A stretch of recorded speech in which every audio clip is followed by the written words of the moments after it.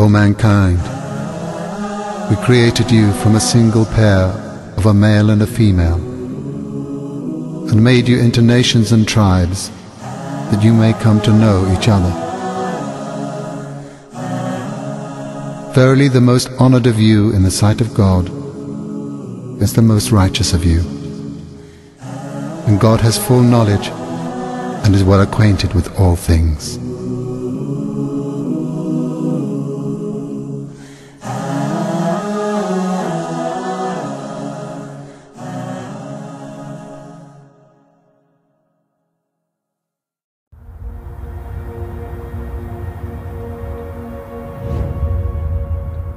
I'm proud to be English. My family have served and we've defended this country and we've been to war for this country. I'm really patriotic about Bangladesh. Well, I am 100% Islamic, yeah, definitely. This is a Kurdish wedding with my mom in the traditional Kurdish clothes. We're just proud black, so that's it. Yeah, I think we are probably the best country in the world, if I'm honest. Think about other countries and other nationalities in the world. Are there any that you don't feel you get on with well, or you won't like particularly? Germany. Yeah, I'm not a fan of the Germans. You might think they're a little bit... Particularly India and Pakistan, probably, because of the whole, the conflict. Because I have this side of me that's like, that hates Turkish people. Not people, but the government. But French? No. We're just the best, it's just fact. I'm more important than you. I don't know you, but in my opinion, I am strong and I am more important than a lot of people. How would you feel about taking a journey based on your DNA?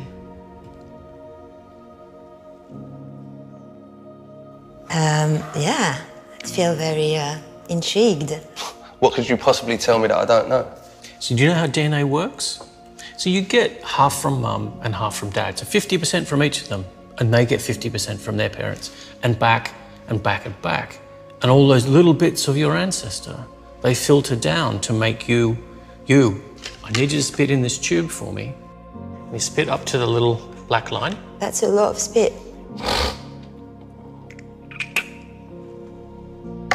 Right, the story of you is in that tube. What's it gonna tell me? It's gonna be, oh yeah, you're French, and wait, your grandparents are French, and wait. 100% Bengali. Solid Iraqi. I'm Cuban. You're gonna tell me that I'm English, like I've told you.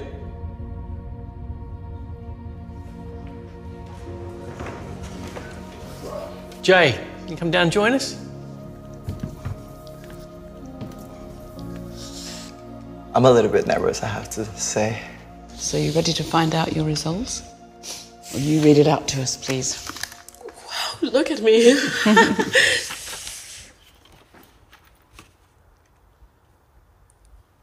Oh my God. Oh, wow. Shit, I didn't expect that. All of them. Whoa!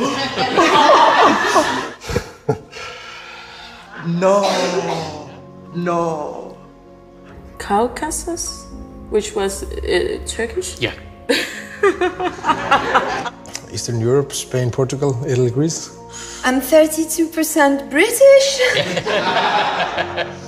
What? Great Britain, 30%.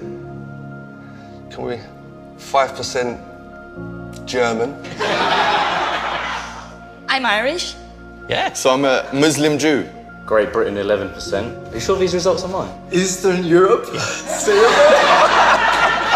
Iceland has definitely moved closer to Europe now. I'm gonna go a bit far right now, but this should be compulsory. There would be no such thing as extremism in the world if people knew their heritage like that. Who would be stupid enough to think of such thing as a pure race? In a way, we're all kind of cousins, in a broad sense. In a much more direct sense, you have a cousin in this room. Turn around and guess who it is.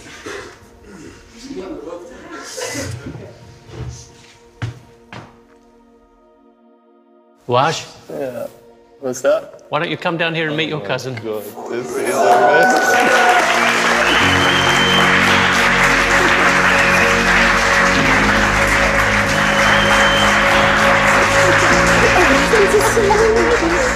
Did you know that? I didn't know I did. This is like, my heart's pounding right now, I swear to God.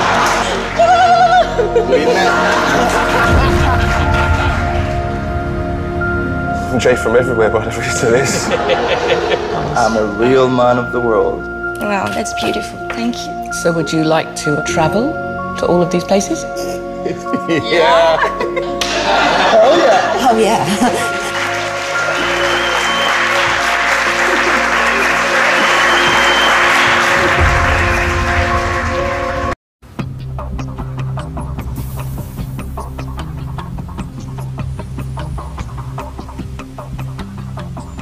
I have some information that will surprise you.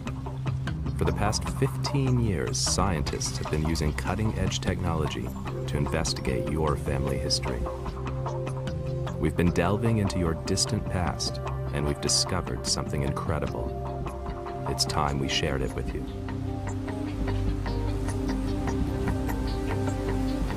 A long time ago, your family were on the brink of dying out. Yet somehow, against impossible odds, they managed not only to survive, but to become the most successful people on the planet. Come with me, and I'll tell you something that'll change your view of the world. It's the story of your family and how they conquered the earth.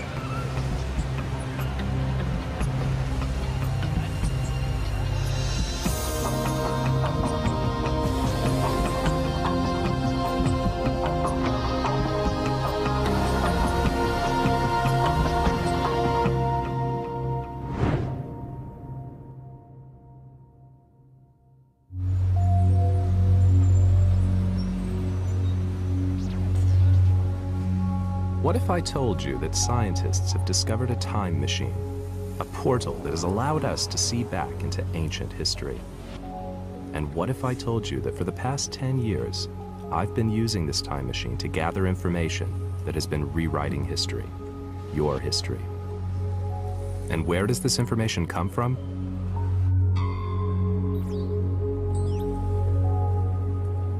Blood. It's one of the world's most evocative substances. To many people, it represents the essence of life, a religious sacrament, a gift from the gods. But to me, it embodies the past. Because inside this tiny crimson drop is the greatest history book ever written. It's the story of a journey, the journey of our species, and each of us is carrying a unique chapter. And the buzzword was genetics. While everyone else was talking about the future, we were looking backwards into the past. Blood was the time machine, and we were time travelers. Soon, we were taking Luca's work onto a new level. 10 years on, and we're ready to rewrite history. There are now some 6 billion people spread across our planet. Not so long ago, our species numbered little more than 10,000, and their world was a single continent, Africa. Then, something happened. A small band left their African homeland on a journey into an unknown, hostile world. You are one of their children. Who were these people? How did their children come to populate the entire Earth? I'll explain more about how we know this a little later.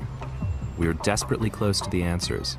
We're on the verge of understanding the greatest journey in the history of our species. And yet... Listen, I'll be honest with you. I've got a problem. I've spent nearly 10 years checking and double-checking the details of this journey until I have complete and total faith in our results. And the upshot? A story that's, well, frankly, it's impossible. If our ancestors made the journey I believe they did, they would have had to be superhumans. The speed, strength, and resilience required to conquer the world defies belief. And yet, there it is, written in our blood. What do you do when 10 years' worth of work leaves you with more questions than answers? Well, I'll tell you what I'm going to do. I've made a decision. I'm closing the door in the lab, hanging up my white coat and heading out into the real world. I'm going to retrace their journey for myself. But this is a big story, and I want to be able to tell it with absolute confidence. To do that, I've got to walk in the footsteps of our ancestors, to face hardships, to feel the elements that so nearly wiped them from the face of the earth. It's a journey that both terrifies and exhilarates me.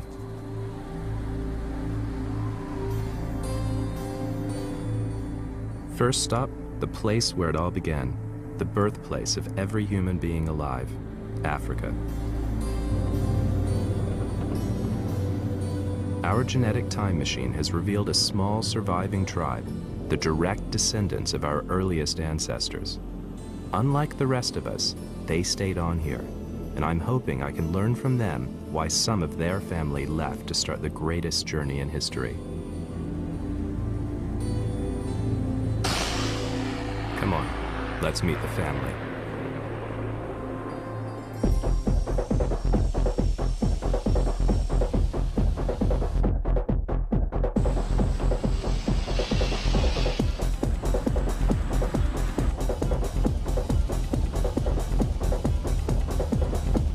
Kalahari Desert, Namibia. I'm here to find an extraordinary ancient tribe of people, the San Bushmen. Our research shows that their distant relatives left Africa and set in motion the family tree of mankind. From them stemmed every color, creed, and nationality alive today.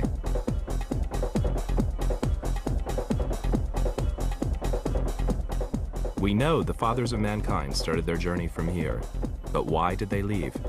I'm hoping the few survivors they left behind, the San Bushmen, will help me solve this fundamental question.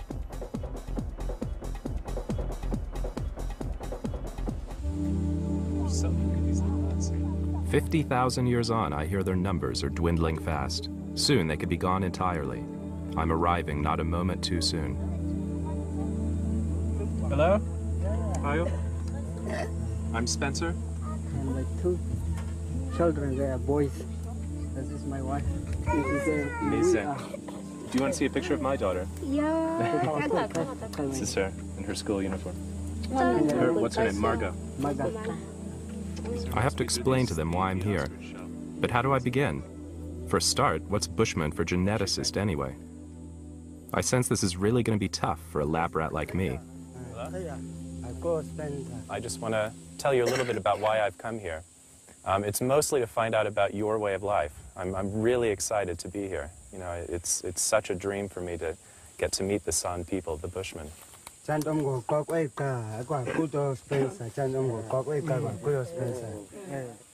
a way, you carry a secret in your blood, and you can think about it like a family tree.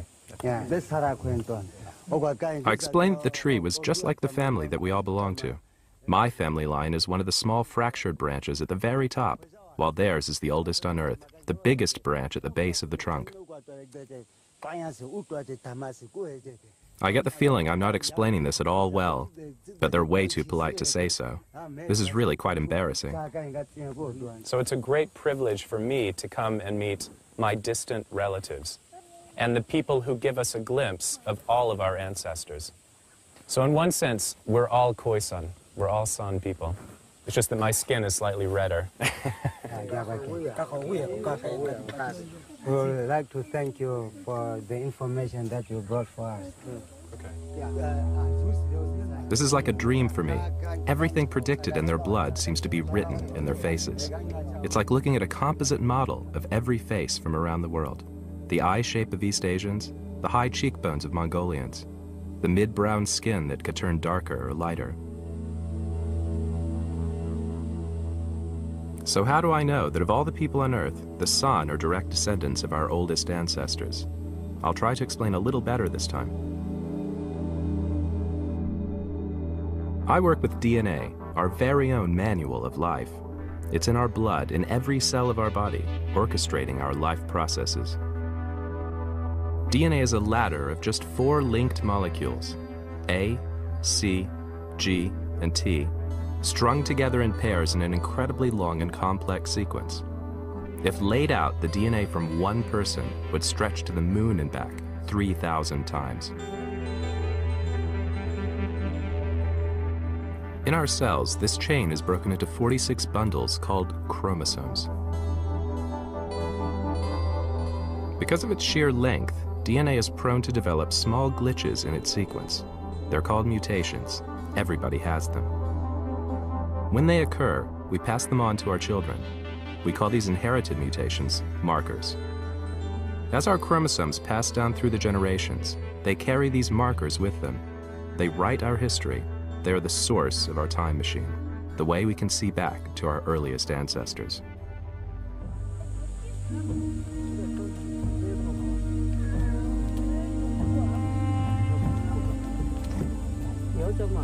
The markers I follow are found only in men, on their Y chromosome, the chromosome that makes men men.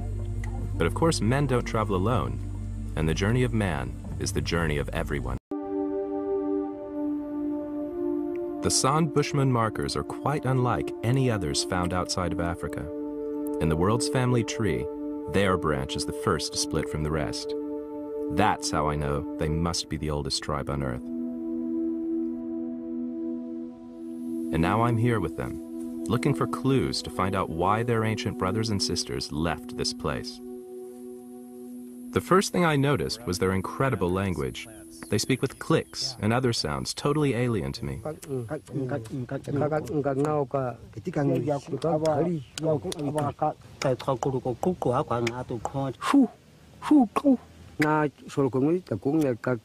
And the word for zero? Kora.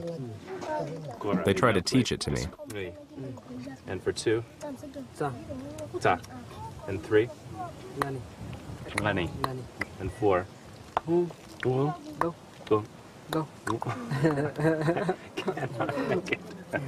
I can't get that for you. Is this strange language a window on the past? Did our ancestors speak like them?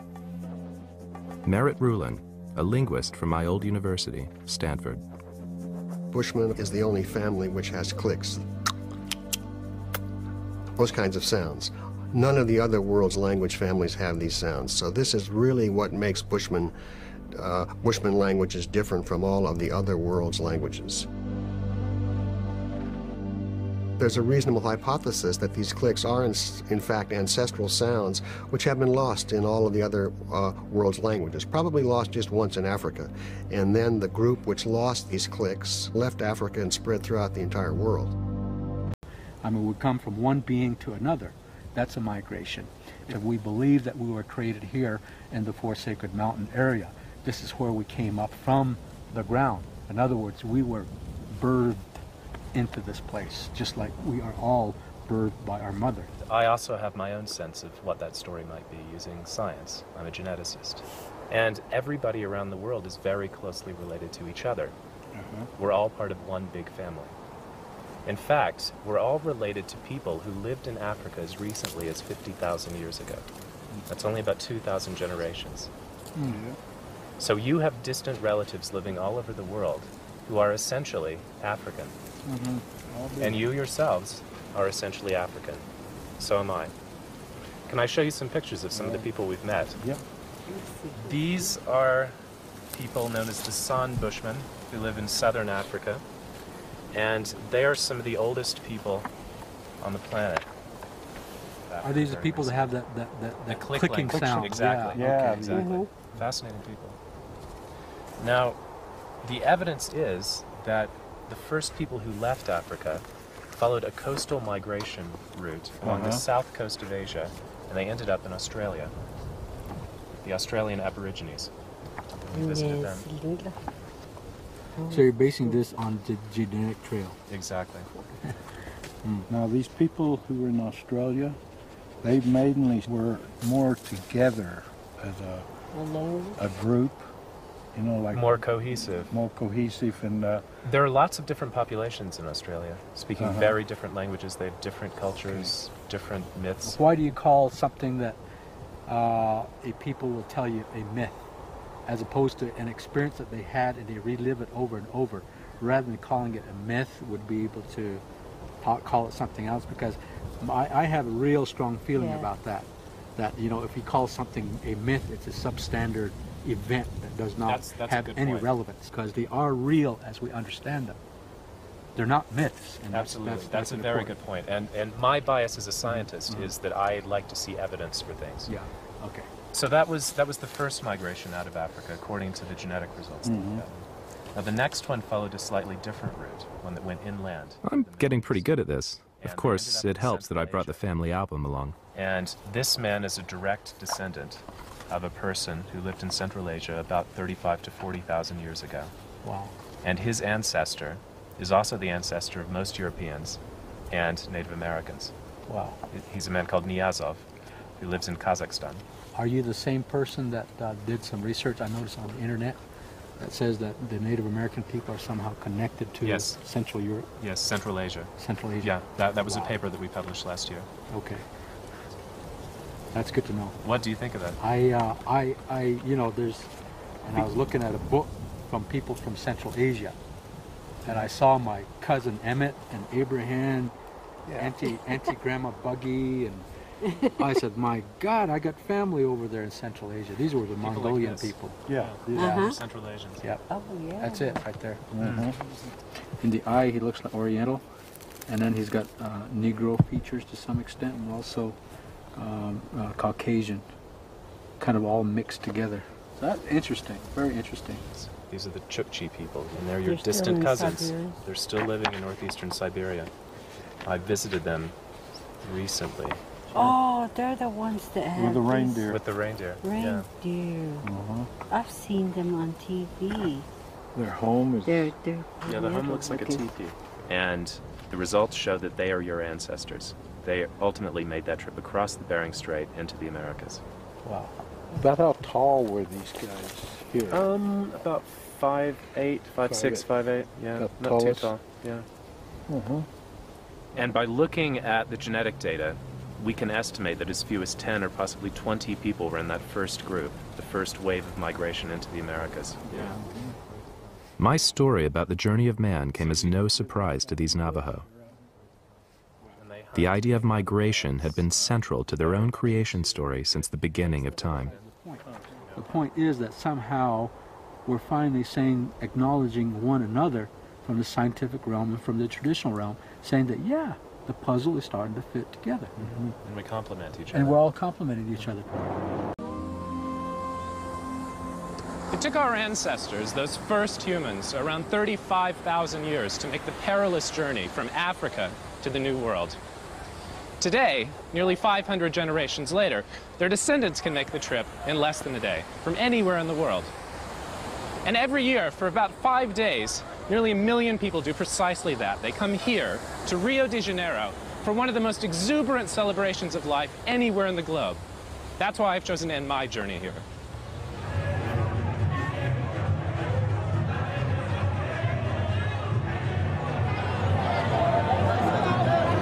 Years ago, this story would have been impossible to tell. The scientific technology simply didn't exist. But in this era of globalization, isolated populations are being absorbed at an ever-increasing rate. It's possible that by the end of the century, the genetic signposts of our journey will have been dispersed around the globe. When this happens, the story will once again become hidden. My colleagues and I have been very lucky to be able to tell this story, to decipher the genetic clues during this brief window in history.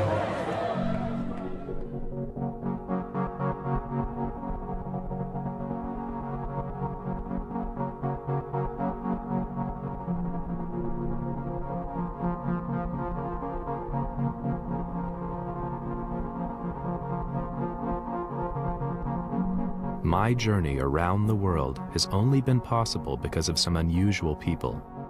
The Navajo Indians from Canyon de Chelly, the Chukchi reindeer herders from the Russian Far East, the people at the crossroads in Central Asia, and the Australian Aborigines. Yet we can all trace our ancestry back to those few people who left Africa 50,000 years ago.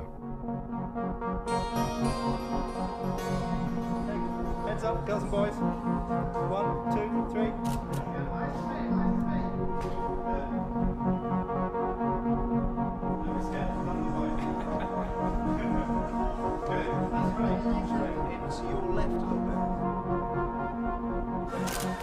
I'm from Liberia.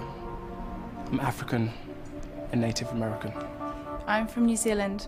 My father is Welsh and my mother is Greek-English. I'm from Denmark. My father's Danish and my mum is Thai. I'm from the Caribbean. My father's African and Spanish. My mother's Irish-German. I'm Slovakian. That's it. Ignore whatever I say. That's lovely. Don't do it. It will be the one they choose.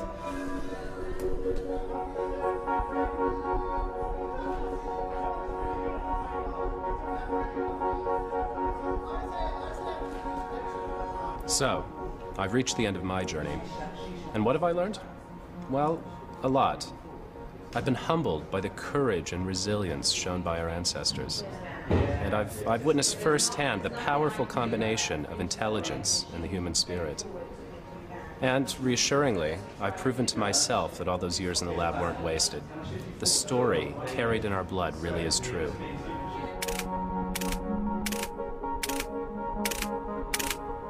But there's one lesson that stands out from all the others. It's a lesson about relationships. You and I, in fact everyone all over the world, we're all literally African under the skin. Brothers and sisters separated by a mere 2,000 generations. Old-fashioned concepts of race are not only socially divisive, but scientifically wrong. It's only when we've fully taken this on board that we can say with any conviction that the journey our ancestors launched all those years ago is complete.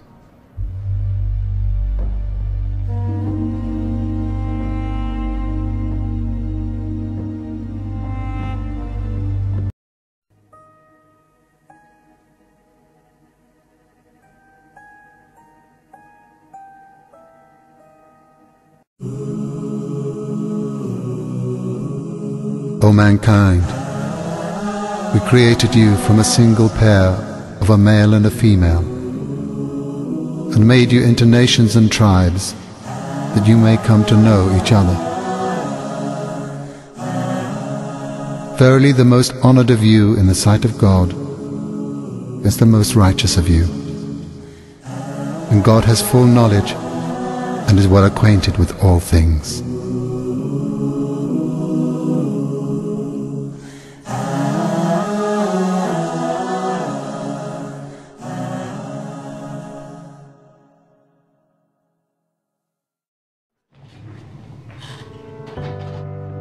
It's easy to put people in boxes. There's us, and there's them. The high earners, and those just getting by. Those we trust, and those we try to avoid. There's the new Danes, and those who've always been here. The people from the countryside, and those who've never seen a cow. The religious, and the self-confident. There are those we share something with, and those we don't share anything with. Velkommen. Jeg kommer til at stille jer nogle spørgsmål i dag. Nogle af dem kan godt være lidt personlige, men jeg håber, I vil svare ærligt på dem. Hvem herinde i rummet var klassens klovn?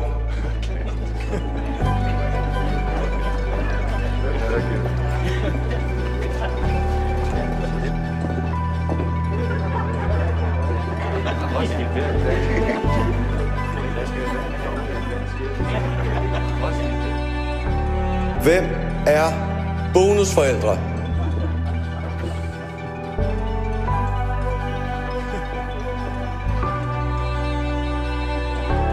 And then suddenly, there's us. We who believe in life after death. We who've seen UFOs. And all of us who love to dance. We who've been bullied.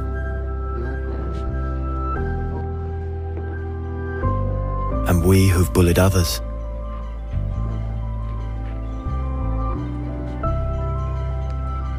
And then there's us, the lucky ones who've had sex this past week.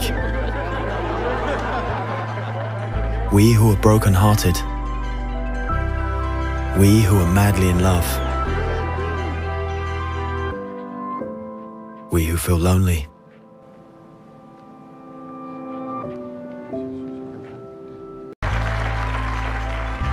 We who have found the meaning of life.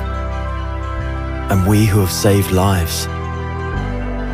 And then there's all of us who just love Denmark. So maybe there's more that brings us together than we think.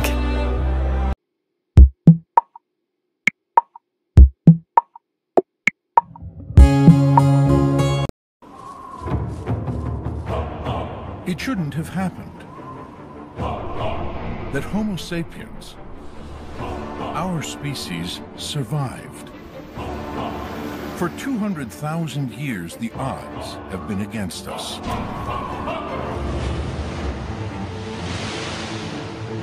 We're not indestructible.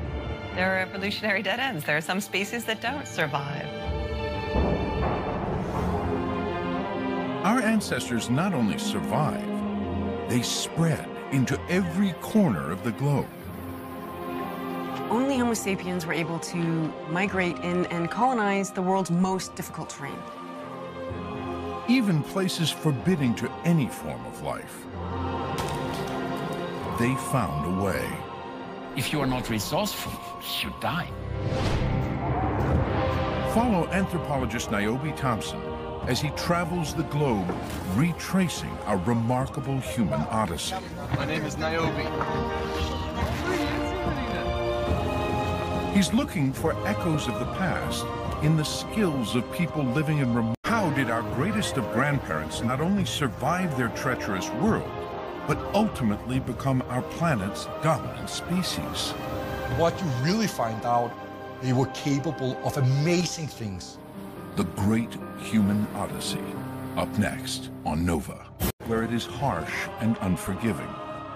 We look different, our skin various shades of color, our children a palette of their parents. But under the skin, our DNA varies only a tiny fraction from person to person, because we are the same species, Homo sapiens. Globally, everyone is Homo sapiens. If we're united by our past, united by our present, we're certainly united by our future.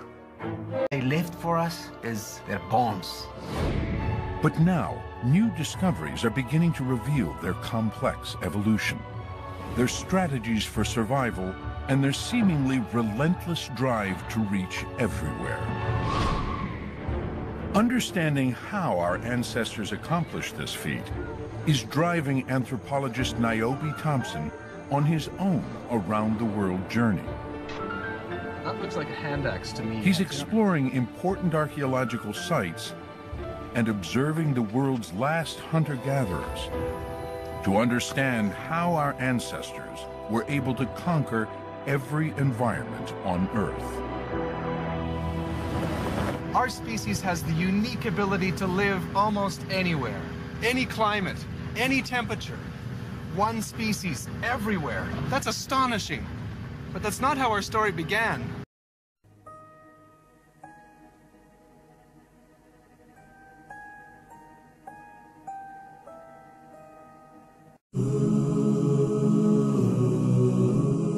O mankind, we created you from a single pair of a male and a female, and made you into nations and tribes, that you may come to know each other.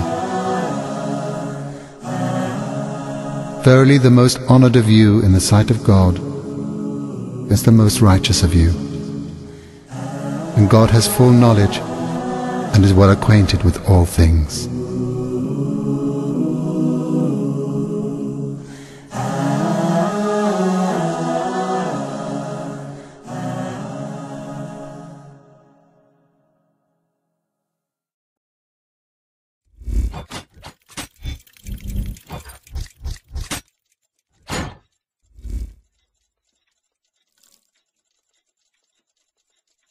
There is a story I'd like to relate to you of an individual, an American, white American by the name of Sipes, who was raised in a family of white supremacists belonging to the Ku Klux Klan, famous racist organization in America.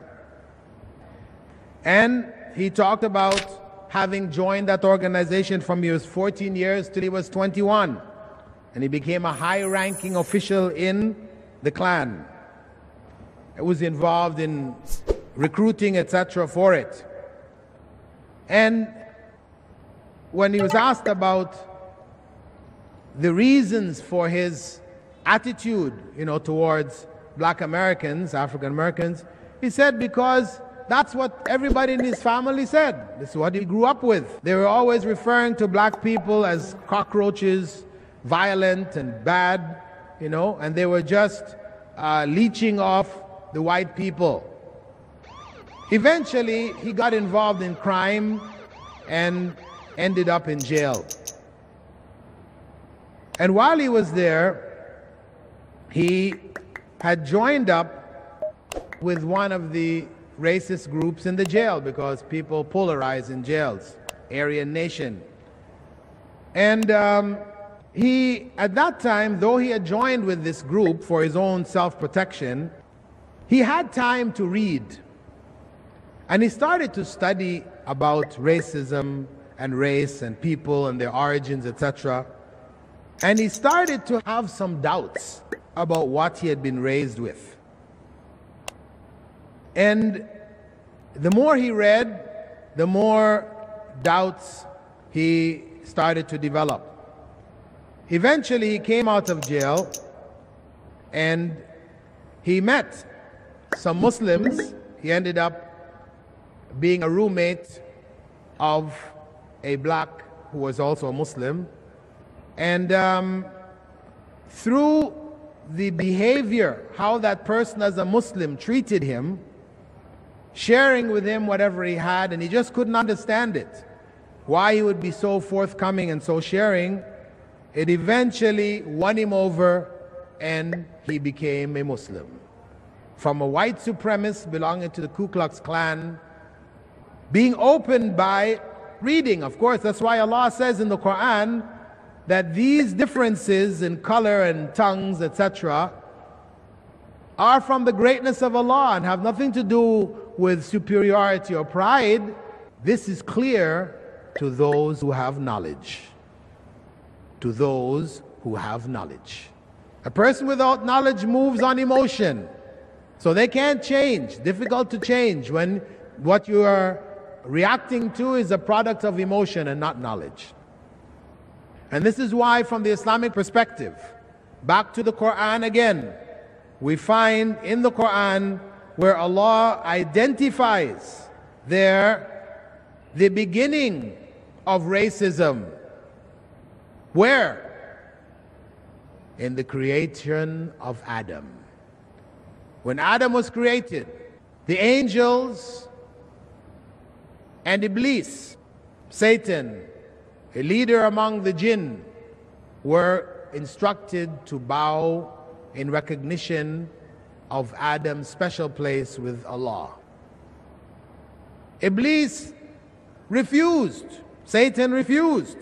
And when he was questioned as to why, he said, أَنَا خَيْرٌ مِّنْهُ خَلَقْتَنِي مِن نَارٍ وَخَلَقْتَهُ مِن طِينٍ.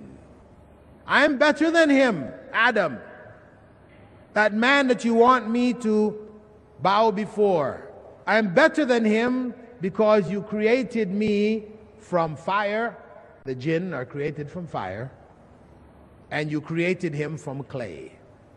That is that expression of racism. You see, there it is in the Quran as something evil, which led to God's curse, God's eternal curse on Satan. Pride based on racial, tribal origin is a cursed state, displeasing and hated by God. And that is how it is mentioned in the Quran. And that is why Islam has this great message to offer to humankind, to help them to achieve peace in this area, to bring them to the realities of humankind and human existence.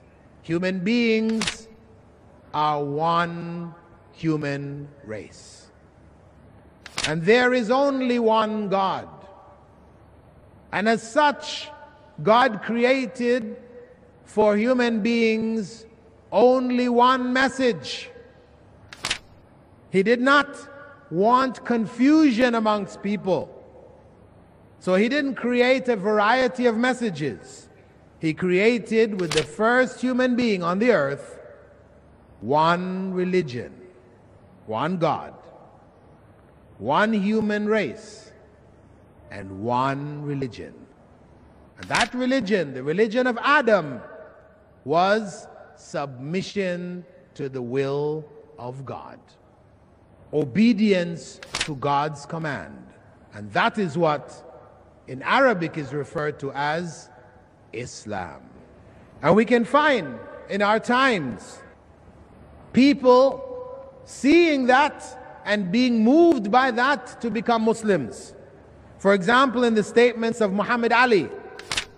Muhammad Ali, formerly known as Cassius Clay, the boxer from America. He said, "The pilgrimage to Mecca was an exhilarating experience to see people belonging to different colors, races, and nationalities, kings, heads of states, and ordinary men from very poor countries, all clad in two simple white sheets, praying to God without any sense of either pride or inferiority. It was a practical manifestation of the concept of equality in Islam." And after him, Malcolm X, actually before him, Malcolm X, he had observed the same thing when he went on Hajj. He came back saying, "Never have I witnessed such sincere hospitality and the overwhelming spirit of true brotherhood as is practiced by people of all colors and races here in this ancient holy land, the home of Abraham, Muhammad, and all of the prophets of the Holy Scriptures. For the past week, I have been utterly speechless and spellbound by the graciousness I see displayed all around me by people of all colors." And when he returned to America and the press met him and asked him about his opinions, his changes that have taken place, if there were any changes in his views, he said one of the key factors that he said was that I can see that the only solution for racism in America is Islam. The only solution for racism, he's speaking about America, but it was worldwide, is Islam. Because Christianity had a tradition in America of black churches and white churches. And even in the white churches which allowed blacks, they would have to be in the back, somewhere off, not sitting with the white people. This was their tradition, as in South Africa and elsewhere. So even in the religion, Christian religion had no basis in its teachings to deal with this sickness, this disease of racism. We also find from India, Gandhi himself saying, "The Europeans in South Africa dread the advent of Islam, as they, Muslims, claim equality with the white races. They may well dread it. If brotherhood is a sin, if it is equality of the colored races that they dread, then their dread is well-founded, because that's what Islam calls to." We also have one of the Indian freedom fighters, a female by the name of Sarojini Naidu. She said, "I have been struck over and over again by this indivisible unity of Islam that makes a man instinctively a brother. When you meet an Egyptian, an Algerian, an Indian, and a Turk in London, what matters is that Egypt is the motherland of one and India is the motherland of another. That's all. They are one." So these are the observations of those who have looked at Islam from the outside as well as from within. Islam has provided the solution.